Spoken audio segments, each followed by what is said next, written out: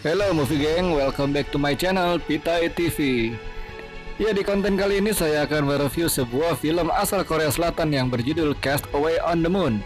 Film ini berhasil meraih beberapa penghargaan, salah satunya di Festival Film Internasional di Hawaii. Film drama romantis ini berhasil mendapat rating yang cukup tinggi dari imdb.com sebanyak 8.1 banding 10. Castaway menceritakan tentang seorang laki-laki dan perempuan yang memilih untuk mengurung dirinya sendiri dan menghindari kerumunan jauh dari orang, namun akhirnya saling berkomunikasi. Gak perlu lama-lama, langsung saja kita simak. Check it out, enjoy the show.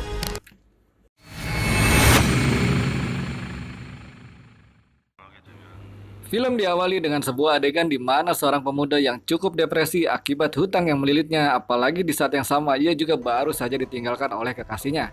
Atas alasan itu, ia hendak melakukan bunuh diri dengan cara melompat ke sungai. Ya, alih-alih bukannya meninggal, justru dirinya malah selamat dan terdampar di sebuah pulau terpencil di tengah kota. What? Terdampar di pulau terpencil di tengah kota? Terdampar macam apa ini? Oke, di tengah kegelisahannya, ia pun mulai mencari bantuan dan pertolongan. Mulai dari menelpon kontak darurat, menghubungi mantannya, sampai menulis kata help di pesisir pulau, dan tangan kepada kapal yang lewat, namun hasilnya tetap saja nihil. Aneh ya, tadinya mau mati, tapi sekarang malah minta tolong. Ya, ia pun lalu akhirnya memutuskan untuk mencoba berenang.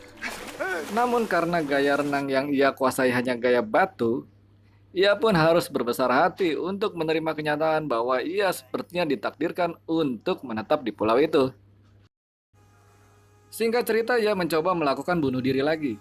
Setelah tekadnya sudah bulat, tiba-tiba saja ia merasa mules dan pingin buang hajat.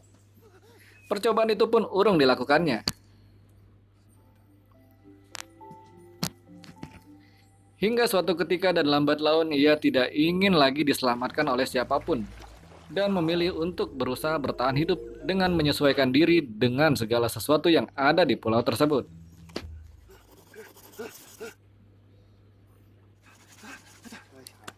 Menjadi seorang survivor di pulau benar-benar membuatnya frustasi, karena tidak memiliki satu keahlian pun untuk bertahan hidup di dalam liar. Beruntung ia menemukan sebuah perahu bebek yang terbengkalai dan bisa ia jadikan tempat untuk berteduh.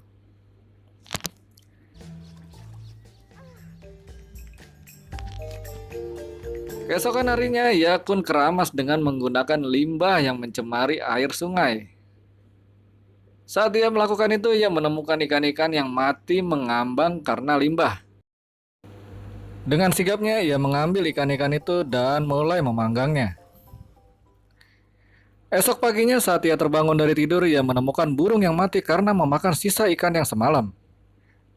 Tidak menyia-nyiakan kesempatan itu, ia pun mengolah burung mati tersebut menjadi hidangan terlezat baginya selama menetap di pulau tersebut. Dan akhirnya Kim pun terkapar kekenyangan tak berdaya. Scene berpindah ke sebuah rumah apartemen yang dihuni seorang wanita bernama Yeon.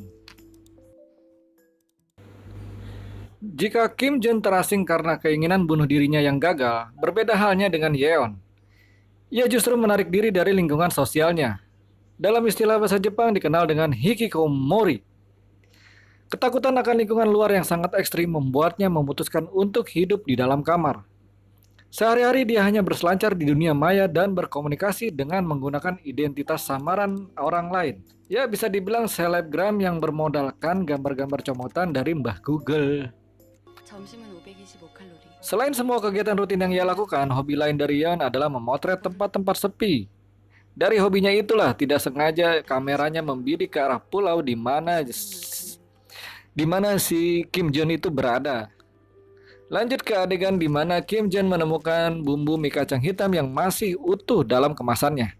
Ia pun termotivasi untuk membuat mie tersebut. Perjuangan dimulai dari mencari biji-bijian yang ia dapatkan dari kotoran burung, yang kemudian akan ia tanam di lahan yang sudah ia persiapkan. Komplit dengan orang-orangan sawah. Tanpa sepengetahuan Kim Jun, diam-diam Yeon mengamati kehidupan Kim dari kamar apartemennya. Sampai ia memotret momen-momen menarik. Setelah melihat Kim Jun dari mata kameranya, Yeon menemukan titik balik hidupnya. Dia berani mengambil langkah besar untuk mau keluar dari kamarnya. Ya, sekedar untuk mengirimi surat pada Kim Seon Jun lewat botol.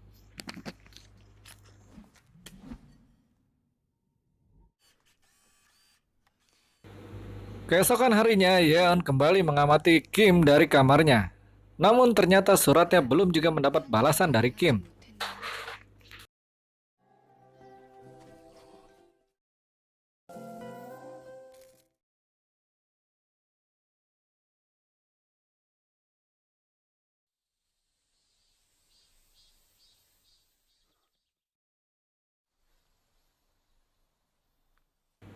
Tiga bulan berlalu.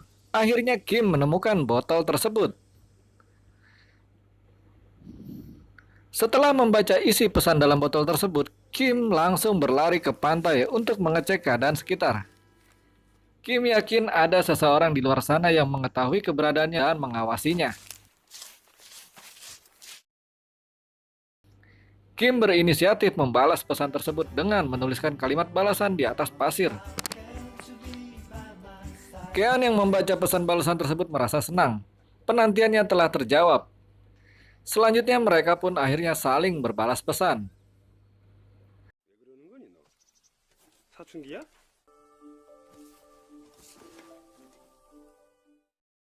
Lanjut ke adegan di mana Kim mendapati sebuah bibit jagung yang ia tanam kini telah tumbuh dewasa. Dewasa. Ia pun tidak dapat menyembunyikan kegembiraannya tersebut.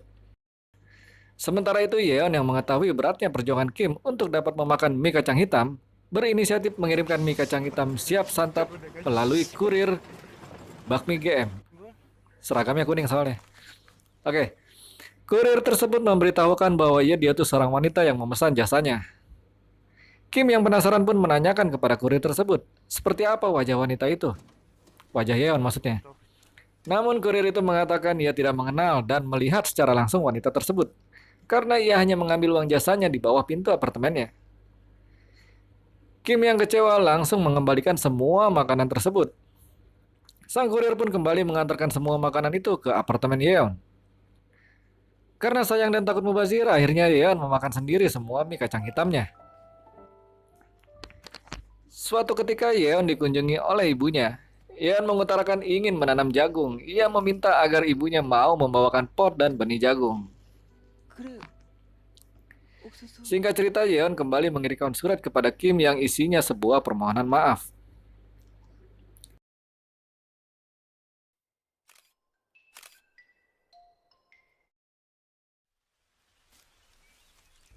Berbulan-bulan menetap di pulau tersebut, Kim kini menuai hasil panen tanaman jagung dan berbagai sayuran yang sudah ia tanam.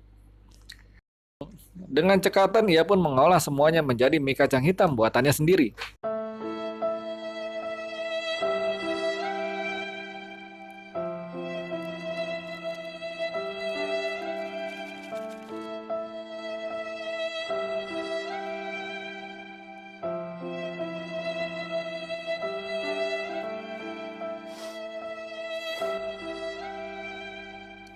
Dengan penuh haru dan tetesan air mata, Kim menyantap mie kacang hitam produksi buatannya.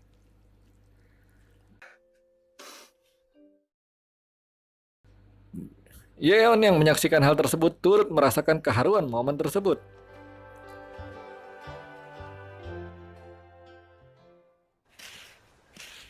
Suatu ketika, Kim mengirimkan pesan buat Yeon yang isinya mengatakan, "Who are you?"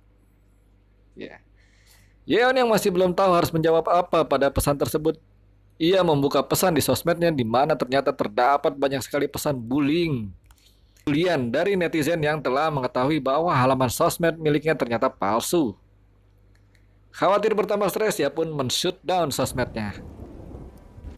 Sementara itu Kim yang diguyur hujan deras masih menantikan jawaban atas pertanyaannya kepada Yeon. Setelah hujan reda, semua yang sudah ditanam Kim telah porak-poranda. Mengungkapkan kekesalannya tersebut, Kim kembali menuliskan pesan monohok kepada Yeon. Secara mengejutkan, tiba-tiba muncul orang-orang dari dinas sosial yang hendak membawa Kim dari pulau itu. Disaksikan Yeon dari kejauhan, Kim berusaha melarikan diri dari kejaran dinas sosial itu.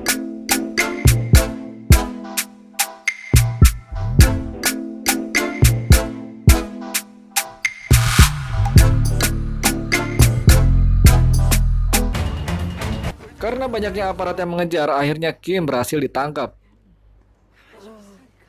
Sebuah momen yang menyayat hati bagi Kim di mana dia sudah merasa betah dan kerasan tinggal di sana, tiba-tiba harus meninggalkan pulau tersebut. Yeon yang khawatir tidak akan dapat melihat Kim lagi bergegas menuju TKP. Setelah tiba di daratan, Kim ternyata malah ditinggalkan dan ditelantarkan begitu saja di pinggir jalan. Kim yang frustasi berniat melanjutkan niat awalnya untuk bunuh diri, yaitu dengan cara melompat dari atap gedung 63. Saat ia hendak menaiki bus dengan tujuan di mana gedung 63 berada, Yeon yang melihatnya dari kejauhan berlari sekuat tenaga mengejar bus tersebut. Namun kaki-kaki kecil dan mungil Neon tidak mampu menandingi roda-roda bus yang berputar semakin jauh. Dalam suasana yang hening, tiba-tiba pemerintah setempat mengumumkan bahwa sedang dilakukan latihan militer di udara, sehingga semua aktivitas di jalan termasuk kendaraan wajib menepi. Tidak mau menyia-nyiakan hal ini, Yeon kembali berlari mengejar bus tersebut. Dan akhirnya ia berhasil masuk dan berjumpa dengan Kim. Dengan ikatan batin yang kuat, mereka saling mengenali dengan sendirinya. Sebuah harapan sederhana yang dari dulu biasa ia lewatkan, akhirnya Kim dan Yeon menemukan titik balik hidupnya. Sebuah kemenangan kembali akan esensi kata hidup. Dan film pun tamat.